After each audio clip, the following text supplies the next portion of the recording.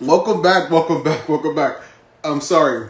I was literally eating a beef jerky before we got on. I was trying to finish. So before you guys got on, I would have been done, but it was good. I needed something to eat. I was hungry. I hope you guys are all doing well. Once again, welcome back to another episode of One on One with Courtney Starks. I am your boy Courtney, and I'm thankful to have you guys back. I'm thankful that you are joining me once again. This has literally been a long week, but I'm excited. I've really enjoyed every moment of every single day that we've had a guest on. Shout out to all the guests for supporting Courtney's Corner. Shout out all the guests for just your willingness to take part in this. Shout out to all of you for watching. You know what I mean? Shout out to all of you for watching every single day. Tuning in every single day, being a part of what makes the show great. You know, I tell everybody that I am nervous as hell before the lights come on. Right? Before I turn this camera light on, I'm literally pacing back and forth, hoping and praying that I don't mess up. Hoping and praying that I don't say the wrong thing. You know what I mean? And then, it is what it is. But I'm thankful to have all of you joining me today. Today's guest is Miss Tonya Pinkins. She is what we call the greatest of all times. I don't care what anybody else has to say. Miss Pinkins is all that and a bag of potato chips. You feel me? And I have the opportunity to have her on today. I'm looking forward to it. She actually just came in. So let's get started. I'm excited. I hope you're excited. Let's go.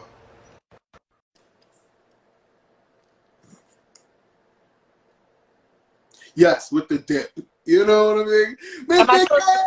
Am I supposed to turn it that way? Yes, okay. Yes, you're good now. Hi. How are you? I'm good.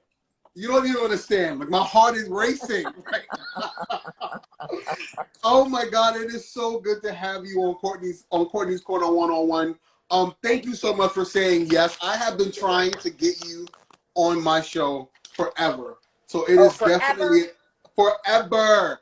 But I know how it is. So when you responded back to me, I was like, oh my God, it's happening. This is really, really happening. Oh, and I'm thankful. I'm really, really thankful. So thank you once again. How are you? I'm good. I'm good. How has quarantine life been for you? It has its ups, it has its downs, but I'm a kind of a hermit. I like being home. Yeah. I like reading. I like my movies. I like research. Yeah. So I haven't suffered at all. That's good. One of the things that I've suffered with during this quarantine is snacking. I definitely have put on more than the COVID-19 pounds. Okay. What has been your quarantine snacks, shall I say? Well, let me say that for the first 6 weeks of the quarantine, I had all 4 of my adult children with me, and I just went back to being mama and was cooking 3 meals a day. And after 6 weeks, it was like, we ain't doing nothing. We don't need to eat 3 meals a day. So, quarantine snack. Peanut butter pretzels. I can't even bring them in the house because I'm gonna get the whole bag. Trader Joe's has some power berries. If I bring those in the house, I'm gonna eat the whole pound of chocolate at once. Oh my God. Can't even do it. I love watermelon, and so I just ate. Someone brought me a little watermelon, so I just ate a whole one of those. So I can eat a watermelon sitting. That's like my favorite healthy snack. I cannot eat watermelon. I just can't. I think I'm lazy, and I want to be able to eat things and just eat them and divulge. I gotta spit seeds out, find a place to put. Chew the seeds up like they're pumpkin seeds or something. Get out of here! Yes, and the seedless ones are the best. You don't want those seedless ones; those are terrible. You want one with seeds in it, and you just chew those seeds up and eat them. No, you're the first person I've ever heard say that. Yeah, no seeds. Oh, get out of here! I'm gonna try it. Here, I got the watermelon beside me right now. I'm going to try it because you said it. So I'm definitely not going to. No way. That's why I won't eat them. That's the only reason why. Because I'm like, I don't have time to, you know what I mean? It's You don't need to do that. You just chew them up and eat them. Oh my goodness. Well, thank you once again. For those of you who are just now tuning into Who Miss Tiny Pinkins In, first of all, you need to wake up because you're missing out on a lot. You were in 9 Broadway shows. One of them that you originally started in, Merrily We Rolled Along, and Caroline or Change, both which you received nominations for. No. I received my nominations for Tonys for Jelly's Last Jam, which I won the Tony for Play On, and for Caroline or Change. Those are the 3 Tony nominations I have. So was Merrily We Roll Along your first play? It was my first Broadway show. Oh my God. How? So I know you went to school for this. You were in high school for this, and then you ended up getting the role for Merrily We Roll Along. How was that start for you? Did you know that you wanted to do this, or was it something where you were kind of like discerning?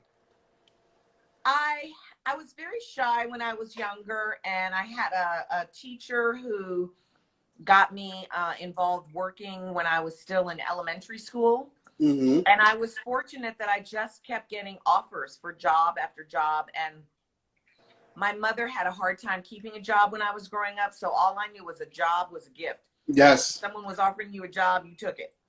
I hear that's the truth. That is the truth, man. And then, so you started Merrily We Roll Along. I was 19 when I did my first Broadway show, which was Merrily We Roll Along. Oh my God. Oh my God. Oh my God. And then you went back to school. I went back to school 15 years later to Columbia College, Chicago, and that's where I finished my undergraduate degree. And then I went to law school. Law school for a year, right? While I was doing Play On out in San Diego. I was at Cal Western San Diego, and then left law school and came to Broadway with Play On. Oh my God. And then you just blew up in Broadway. First of all, how was playing so many different genres in this Broadway field? Because you played a lot. You're so well-rounded in this genre. How was it playing each character, especially Miss Sweet Anita? Ooh, how was it playing that?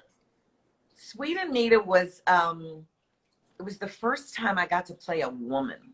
I'd always played these ingenues, and I remember when I read it, I was like, oh my God, this is a woman like my mother and my grandmother and my great-grandmother and my aunts. Do I even have it in me to do it? Mm-hmm. And I remember when I went to rehearsal, I got to rehearsal to do this show, and when I got in the room, I discovered that all the people working on the show had been working on the show for 2 years, and I was the newbie. And the girl who had been playing Sweet Anita was now in the chorus. No way. I got all kinds of side eye. Of course, like, and that terrified me. So I was like, oh my God, I'm doing something I've never done before. I don't know if I can do it. So I remember I just would go home at night and I would practice everything I dreamed of. But when I would come into rehearsal, I was so intimidated. The energy was like, who is this girl? And she ain't that good. And I just was like, I've got to make it to the run through so I can show everything. Because if I show it now and I get even the slightest bit of criticism, I'll lose all my confidence. You'll fall, yeah. And I could just see people rolling their eyes like, why did they bring her in here? Right. And then she's black too. She's black. And so the night before the run through, we were in Los Angeles at the Taper, and Mary Bond Davis was having a concert, and all of the cast was going to see her cabaret. And the director, George C. Wolfe, and I, our cars arrived at the parking lot for the cabaret at the same time. No way. 10 years later, George told me that he had decided he was going to fire me the next morning.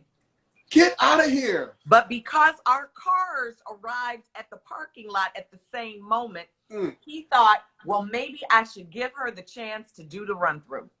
Look at God. Well, when we got to the run through, I did all this stuff I've been dreaming about at home, and all hell. Yes. It was like, oh, this bitch been holding back. Look at God. Look at God. What do you mean? Fire where? Fire who? What do you mean? What do you mean? So how long did you do your stint at this play? I did about maybe 3 or 4 months or 6, 8 months on Broadway, and we did it a couple months in Los Angeles at the Taper. Okay.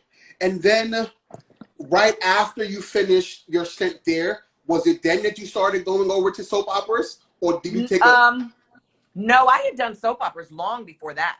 Long before Broadway, right? Oh, yeah. I knew I wasn't crazy. I was like, no way, you started in As the World Turns in 84. That's right. First of all, I have to tell you, all my children, I loved you, and I would watch just so I could see you. So talk about your journey into soap opera world. Well, all my children, I'm from Chicago, so I've watched it since I was 7 years old. So I dreamed of being in Pine Valley. Yes. And one of the first auditions I got after Merrily We Roll Along closed, because it wasn't very successful on Broadway, was for All My Children. And at that time, you didn't sign with agents. So I was working with a whole lot of agents. Right. And I had booked tintypes at the Actors Theater of Louisville. And so, but I also had a screen test for All My Children. And I knew I was going to get All My Children. Yes. So I had to leave for Louisville on the Saturday, but my audition for All My Children, my screen test was on the Monday, and I had 2 different agents, so there was nobody to coordinate it and work it out. Yeah. So I turned down my job. Woo! And Monday morning, they called me up and said, your screenplay is canceled. They had an offer out to Debbie Morgan, and she's doing All My Children. Get out of here. No. I had no job. So what did you do? I had to go get myself some real jobs. Some real. So then how did the process go for them wanting to have you back? Well, Joan Dencheco is the original casting director of All My Children. She cast Susan Lucci, God rest her. Yeah. And right when Jelly's Last Jam closed in Los Angeles, a girlfriend of mine said, I'm getting ready to screen test for a new role on All My Children. And I called my agent. Now, this is 15 years later. Right. I called my agent. I said, would you call All My Children and see if I could get in for this screen test? Joan Dencheco remembered me from 15 years ago. And she said, yes, we bring Tonya in for the screen test. And that's when I booked Olivia Fry. And see, people need to hear that, because who you are perceives you. And no matter where you are, if you are who you are at that moment, and you stay true to who you are, people are never going to forget that. People will never forget who you are and what you meant to them in that moment. So look at God. When I say things are happening to men, things happen in their own timing, man, please. And then to not only be there for so many years, but to be nominated for an NAACP award for Best Actress in a Daytime Drama. So look at this, y'all. For those of you who are listening to this. So not only was she told that she wasn't getting this, but then 15 years later she goes and she gets this. And then not only does she get it, but she gets nominated for an NAACP award. So when I say the power of God is great, no one can ever tell me anything different. Ever, ever, ever. So then you stayed there.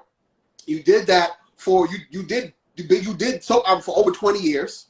Yeah, on and off. Between both, right, on and off. Because you stopped in 94. You stopped in 94 and you came back in 2004 for All My Children. Yeah. Describe Olivia Fry. How was that character? Who was she? Is she different from the real Tonya Pinkett? It's funny when I look at, YouTube videos of the soaps and stuff, and I'm like, God, I was so cute. Don't please. You still a thing. Still a thing, girl. I remember when they brought me on and the producer sat me down and told me, oh, the audience loves you. You're so strong. And they just love your strength. And then, as always happens with the whites, yeah, they start getting intimidated with your strength, and then they start writing you into being a dish rag or something like that. So right. Now they want you to play the character and not on the door. They're gonna give me a love interest, and they got me choosing between fine ass Richard Lawson and handsome Dick Schober. But like, come on, Richard Lawson is like, that is just one of the finest men God ever made. Right. And of course, you know who I chose.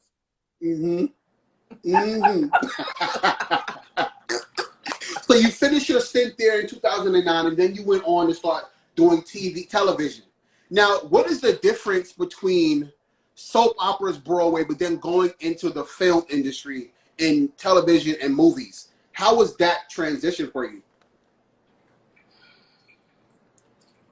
Now, I don't know about transition. I mean, I've always done a little bit of everything all the time. I feel like only in the last few years have I gotten the opportunity to really start developing the chops in film. Yeah.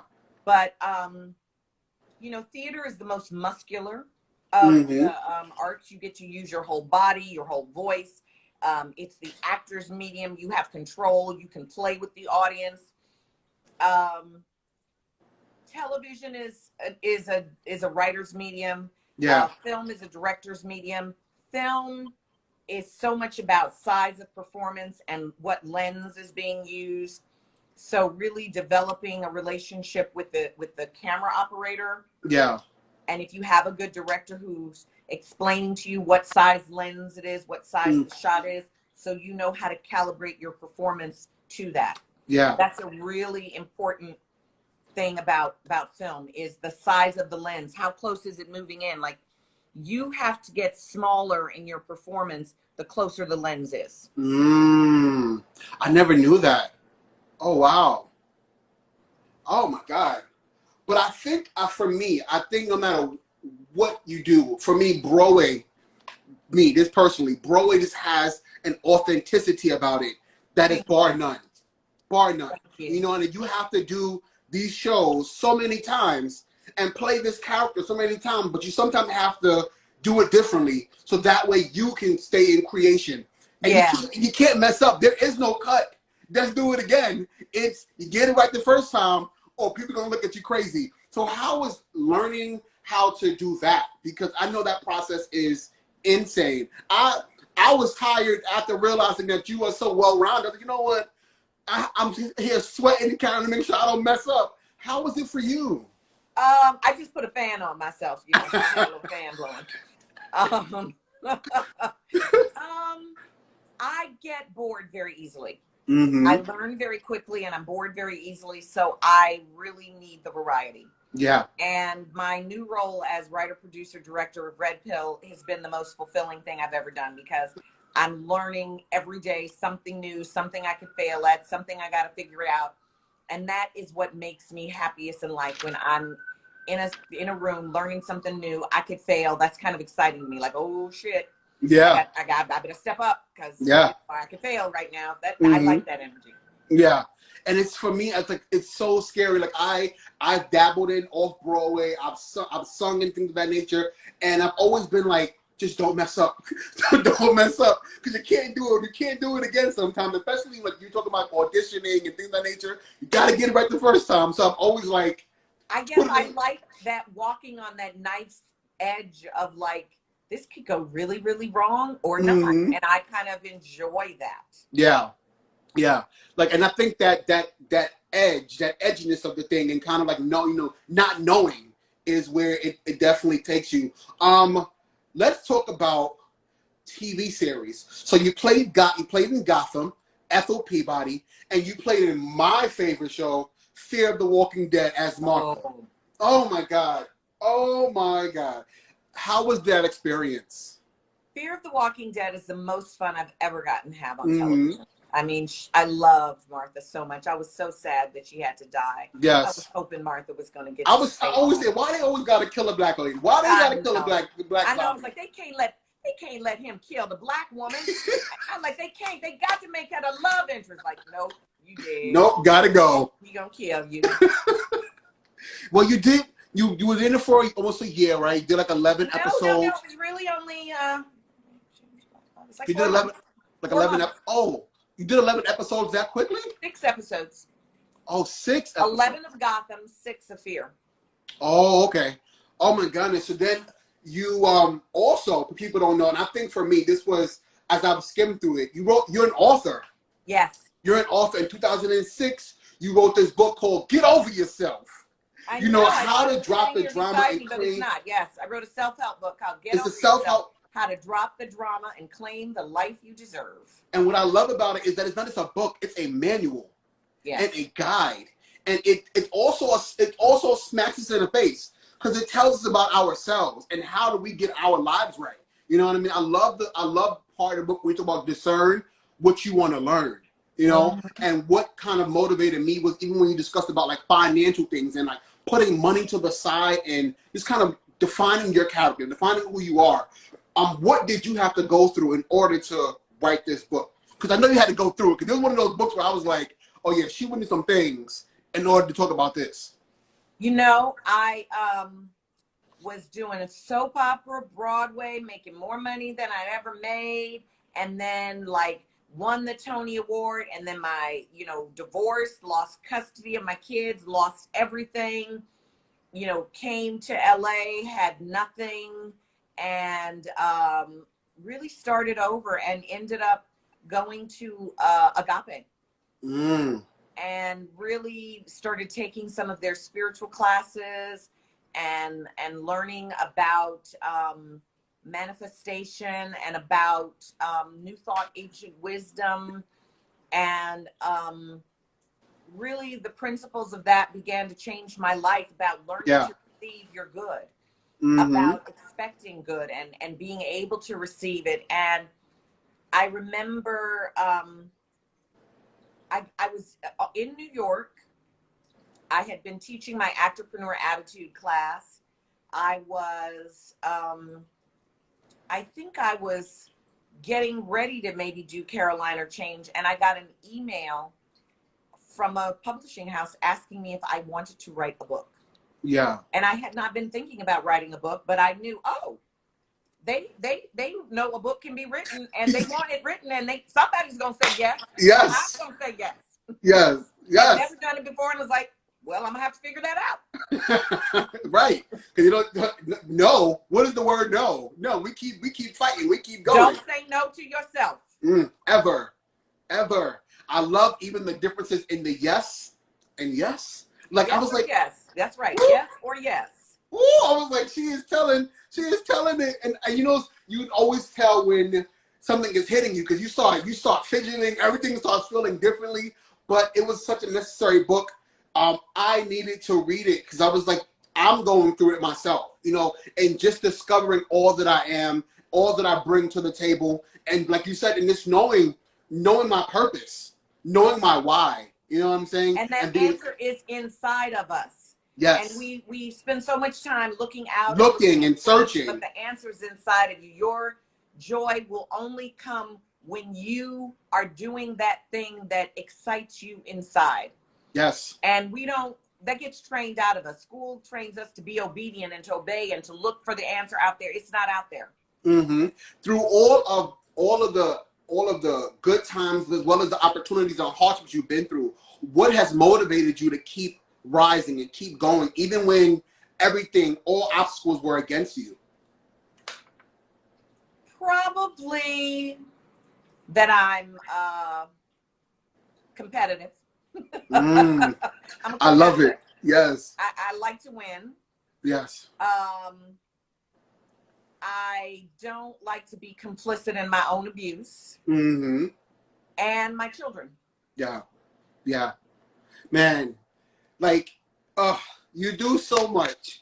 And I know it inspires your children. Are any children got the bug, been in Broadway, wanted to act? They're all creative, but they're also very smart. So they can do whatever they want to do. Whatever they want, right. Do whatever they want to do. Right. Claim it, believe it, and it's going to happen regardless. Yeah. So I love that. I love that tenacity.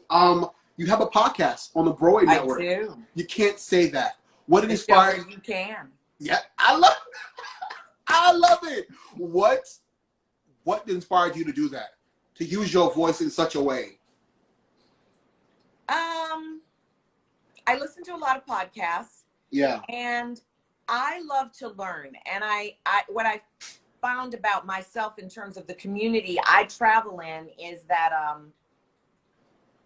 people I run into tend to stay in a very narrow lane. Yes. And I know that I don't stay in a narrow lane. My lane is very wide. I'm interested in people high, low, every culture, every language. I'm just curious. Yes. And so I thought this was an opportunity to share my world with people, because it's a world that most people wouldn't they wouldn't actively seek out. Yeah. Like, people don't actively seek to go travel to another country and live like the people live. Right. My podcast, I have interviews with police officers and psychonauts and therapists and writers and playwrights and thought leaders and activists, because I just, ministers. I love talking to people. And so I wanted it to be like what I remember growing up in a house with 5 living generations. And I just, the grown people would be talking, and you just go to sit down, and the wisdom is coming in from listening. And I feel like that's a missing piece. Yes. And so I find that people get very comfortable with me, and they often say things they've never spoken aloud anymore, because I'm genuinely interested and I'm genuinely listening. Yeah. So I wanted people to get to have that experience that I valued so much, of getting to listen in on people having an intimate conversation and sharing their wisdom in a very different way than when you feel like you've got to give the sound bites. Right. And you've got to say the talking points, and you're selling or something like that. Yes. Like, we're not selling on my podcast. Right. We're having conversation, authentic conversation. And I love the fact that you said this kind of listening. A lot that is lost right now in the state of this country is that no one is listening. Yeah. Everybody's dictating on what's going to happen, but no one is taking the time out to listen to the people, especially our people. Which brings me to your movie that's coming out this fall, Red Pill, which is basically a socio-political thriller. You, first of all, hold on, 'cause I got to take a break. I got to breathe when I get through this. So you write, you direct, you produce, and you act. Wait a second. I gotta get some water, because this format got me tired. What gave you the strength to want to do it all? Because you're basically doing it all. One of the things I say in my book is that when you are creating, it is an act of love. And when you love something, there is an infinite supply of energy that is provided for you to do it. Yes. And so I love to create. And, I also say in my book that when you say yes to the universe, it rushes towards you to help you. And so it's just been this, I have an unlimited amount of energy, and I just keep doing it. And I just keep saying yes. I don't know what I'm doing, and I just say yes. I'm gonna figure it out. I'm going to dive right in. There is no way, and so it's just been happening. Yes. Amazing people working with me: Ruben Blades, Luba Mason, Catherine Irby from Law and Order, Kathy Curtin from Stranger Things and Insecure and Homeland and Orange is Black, Adeshala Osakalumi from Fela, Jake O'Flaherty from Shameless. I mean, just this amazing, my post-production team, T. Skoll, who scored Selma, Paul Sue, who did the sound design on Motherless Brooklyn, and Lady Rose, Salt. My team is extraordinary. And these are people who just saw it and were like, yes, this movie needs to be seen. Who just believe in the vision, but also believed in the reality of the things that are happening right now. I feel like this movie, just watching the trailer, I wish that I did it on my Zoom so you guys can see the trailer. It basically is what's happening right now. You can go to YouTube and you can see the trailer. You can go to Deadline has the trailer. The trailer I posted on my Instagram. It's about this moment. It's very much, my take on progressive arrogance. Yes. And conservative, active intention. Okay? Like they getting rid of these mailboxes. These mailboxes. They're not playing. Yep. Okay. And it's blatant. That's not right. And we better do this. And we better do the Constitution and the this and the law and the this. They are moving the mailboxes. Yep. Okay. And we're still talking while they're doing. Yes. And so it's very much about that. Yes. And I love it. Consequences of talker, what the consequences to talkers are in the face of the doers. Right. So I wanted it to be, I wanted it to be visceral and it had to be entertaining. Yes. Like it's a medicine, but it has to be. It's funny. It's scary, and I'm excited. And it's also a wake up call. Like, hello, why are you still sitting here? Why are we still having these conversations? Like, what are you doing? What are you doing? I had this conversation yesterday with Michael Courtney, and I was asking him his opinion about people who are now so boldly stating that they're not going to vote. They don't care about either side of things, so they're just not going to vote. I stated that your silence agrees with complicity. You're just complicit. And that just kind of means that, and I also told him that people bled, died, and were beaten just for this right that we now take advantage of. Just so disheartening. What are your thoughts on that? This is an opinion that really, really was impactful for me this week. Mm-hmm. Like, Biden is no savior, okay? Right, at all. He ain't nobody's choice. Mm-hmm. Noam Chomsky is one of the greatest thought leaders in the world. He's not known very much in America because he is very critical of America. And he said something that was very, very impactful to me. And what he said is that the real left, the true left, not the neoliberals, right, but the true leftist is not for anything. Yep. The true leftist votes against the least worst and then continues to work to push whoever gets elected to do right and knows that they're going to be doing that forever. Yeah. That the work does not ever end. So we can't throw our hands up. We got to keep working until we have no more breath in our bodies. Mm-hmm. Yes, 110%. And I feel like, people's comments yesterday were, we don't trust the government. It's never been trustworthy. We were raised into this, but we have the power. If we know our power and are educated in this, we have the power to change who sits in our office. Chomsky said something else. He said government rules by consent of the people. Yep. And when we withdraw our consent, they lose their ability to rule. And Americans are so uneducated and delusional. The government of Beirut just fell. The Puerto Rican government fell. We are powerful as a collective. Yep. Okay? Now, them government leaders, may have to take all of them down. This Senate, we might have to get rid of all of that. But we as a collective, we are powerful. They rule by our consent, and we can withdraw that consent. Thank you. I was just saying this yesterday. Like, you sitting at home is giving them the vote. You not voting is giving them the vote. You know what I'm saying? You going against everything. And not just in your presidential elections. You need to go be the head of the city council, the school board. You need to be running everything because they are. Yes. They show up. That's what I'm talking about. Show up and run it all. One of my girlfriends even theorizes that we are already the majority in this country. That's true. And they just don't want us to know. That's true. Which is why they suppressed the vote. During slavery, there were so many more of us than there were, enslavers. So we've probably been the majority in this country for a long time, and just don't want us to know. That's right. And when people who always say my vote don't matter, if your vote don't matter, they won't try to suppress it. Just saying.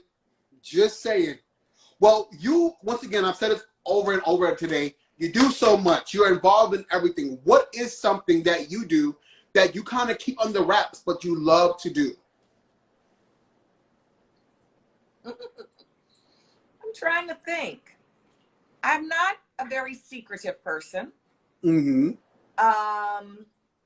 I'd say probably my favorite thing to do is travel. I like to go to different countries and just hang out with the people. Yeah. So, like, I backpacked China for 7 weeks by myself. Get out. I spent weeks in Turkey hanging out in Cappadocia with Muslim men. Like, I was the only woman hanging out with these Muslim men, and they took me out to clubs where there were only men. Like, I knew that they wouldn't talk to their wives this way. They probably didn't respect me. But they hung out, they played cards with me, they took me to the clubs. Mm-hmm. I have this thing where I just can be a chameleon and I can blend in with people, and they take me and show me things. I had a Muslim man, I literally arrived on a bus. He wanted to show me his town. He left me to run his store. Oh my God. And then we did not speak the same language. Uh-huh. And then he took me on a motorcycle riding off into the country where I'm thinking, Lord have mercy. I don't know what his plans are for me, but if I'm screaming, ain't nobody even gonna understand what I'm saying. No way. But so far, it has worked out, and I have been safe. Last year, I was traveling all through Eastern Europe, which I was so terrified to go to Germany and the Czech Republic and Budapest. Yeah. And I realized, like, what was my fear? I've traveled so many places, and I realized my fear was that the Eastern Europeans are always the bad guys in American movies. And I thought, oh, that's how they feel about us as Black people. Yes. We're always the bad guys. Yes. When I got to Eastern Europe, I was like, these are my people. These are the poor people of Europe. This is home right here. Yes. Yes. I loved the Eastern Europe. And I had been scared to go there. I love Bali. I sometimes just go to Bali and just stay for 6 weeks because it's so inexpensive. Yeah. You can have a massage, an hour massage in Bali for $8. No way. $8. You can't even get the hand on the shoulder here for $8. You can get a meal for $2. Wow. Now it's a 28-hour flight to get there, and that's expensive. Right. But once you get there, it's easy. And they do everything beautifully. And they're brown people, and they recognize that we are brown people. So they go, oh, we sister. Yes. You know? Yes. They love us. They see us. Yes. So I know during quarantine, you probably haven't been able to travel. Where do you want to go once this quarantine is done? Well, there's so many places that I haven't been in the world. Like, where do I want to go? Let me just tell you a couple other places I went that I loved. I was in Iceland 2 years ago. I rented a car and I just drove around the perimeter of the entire country. How was that? I just drove. That's my goal. That's my dream. By myself, ate good food, got into a hot spring. My only goal every day was to get into a geothermal hot spring. And that's all I did. It's breathtakingly beautiful. I just ate well and did a hot spring every day. I think I want to visit. Well, I was supposed to, starting in the end of this month, I was supposed to be doing the 600-mile hike. Yeah. From the Santiago walk. I was going to walk from France all the way to Finisterre in Portugal. So I want to visit Portugal, and I want to visit Croatia. I've got friends in Croatia. One of my favorite things that I did is I like to walk. So I get out every day. Like today, I did about 15,000 steps. Yeah. I walked the West Highland Way, which is a 100-mile hike in the Scottish Highlands. I did it in 7 days, which meant we were walking, 9 to 15 miles a day. Oh my God, 2 blocks, and I'm like, Lord, please, I'll take a cab. I love to walk. I love walking as a meditation for me. I feel like spirit downloads information for me. So walking is a very therapeutic thing in my life. That therapeutic feeling. Oh my goodness. That's amazing. Oh my God. I want to get to this question because it's been sitting in this box for a little bit. What was it like working with George on Caroline? George jokingly says we were probably married in another life. George C. Wolfe, he's a muse, a mentor, an inspiration, a genius. It was fantastic. And it wouldn't have been what it was if it hadn't been George. And sorry to say, but there's no production that will ever be like George's because no one will go that deep, will be that honest, will address the history of America. We had conversations about the fact that for 1960, was it 3, when the play took place, the conversations in the play were dangerous. People didn't have those conversations with one another. We take it for granted about having conversations across the races, but it didn't happen in 1963. Right. And bringing that there. The audacity of putting a black woman in a white maid's uniform on a marquee. You know, elevating a black maid to the nobility that she deserves, because we are the mudsill of this country. Right.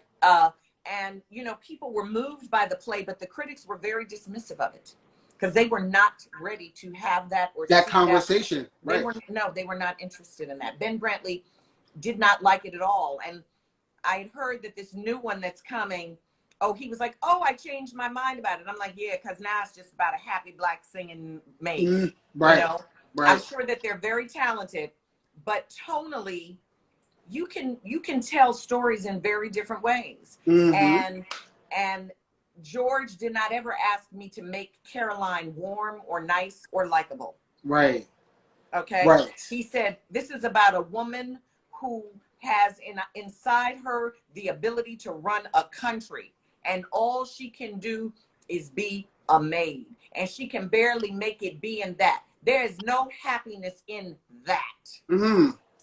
And, you know, it's a perpetuation of this idea that, you know, white people want to have, that we was happy being maids. We ain't never been happy being maids. That's just all we do. Say that again. We ain't never been happy. That's all we could do. And we are survivors and thrivers, and we will make $1 out of 15 cents.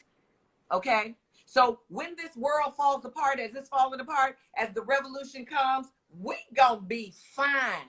We have survived the worst slavery in the history of mankind. Ain't a damn thing they can do to us that they ain't done to us before, that we ain't gonna come out stronger. They, on the other hand, don't know how to struggle and to survive in the midst of the hardship. Right. So the revolution gonna be hard for them. It ain't gonna be hard for us. Let them know. Let them know. We've been going through this for over 400 years, and we'll be fine. Bring it on. We'll be fine. We'll be fine. We've been blessed by the greatest. We'll be fine. We sure will. At the end of the day, nothing can stop us. We are prone to survive. They tried to bury us, but they didn't know we were seeds.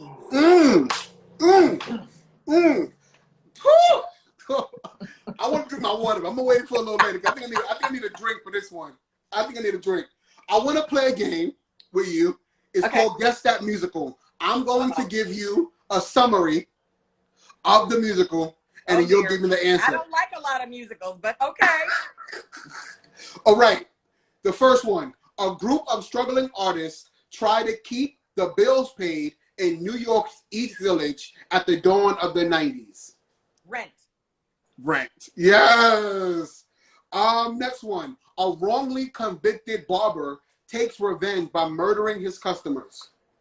Sweeney Todd. Sweeney Todd.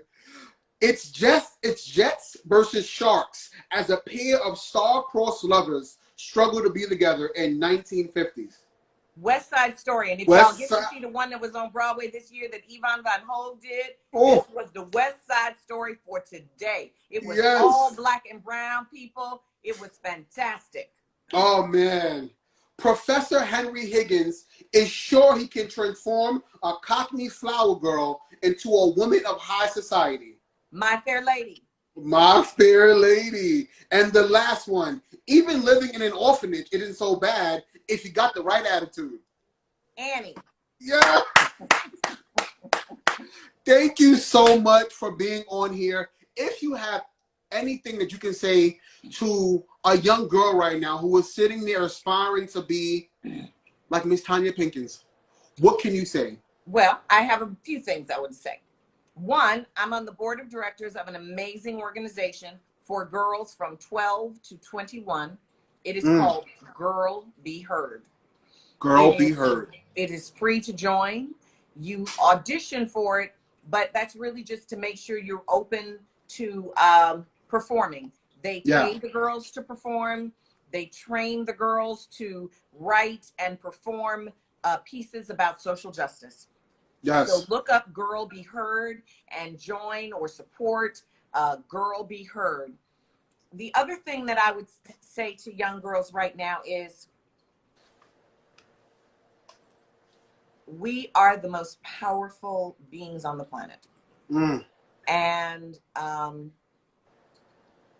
that's scary for people. Yes. And Kamala getting this close to the White House is fantastic, but it's always going to make it harder for us. Right. Like I knew when Barack Obama was elected president that was the end of white benevolence for Black people. Yep. They was like, well, you let your president do for you what ours have been doing for us, because we don't have to be nice for you now. Right. So Kamala reaching or achieving what she has is going to make it harder. Every hardship that you face is just sharpening you up to get to the next level. Bless every obstacle.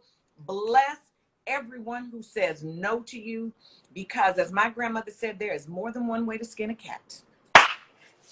Go over it, around it, above it, below it, through it, but bless your obstacles, bless your naysayers, and just keep on going. Don't look for your answers, your support outside of yourself. It comes from within you. And when you have a desire and that desire lights you up, it's because it is for you to have. Yes. So keep moving towards it. Never forget your reasons why. And it's because it's already inside of you. You were already predestined to be great. Never forget that, and never allow anybody to tell you where you get your power from. And that don't mean you don't get down and don't get hurt and don't cry and hurt, because it hurts when people say no. It hurts to be rejected. Go ahead, go cry, go whatever you're doing, and just dust yourself off and get up and get up. Going. Get up. Ladies and gentlemen, this is Miss Tonya Pinkins. Please, everybody, go get her self-help book. If you need to get smacked in the face a little bit, get the self-help book. Get over yourself. It is a must-read. A red pill comes out this fall.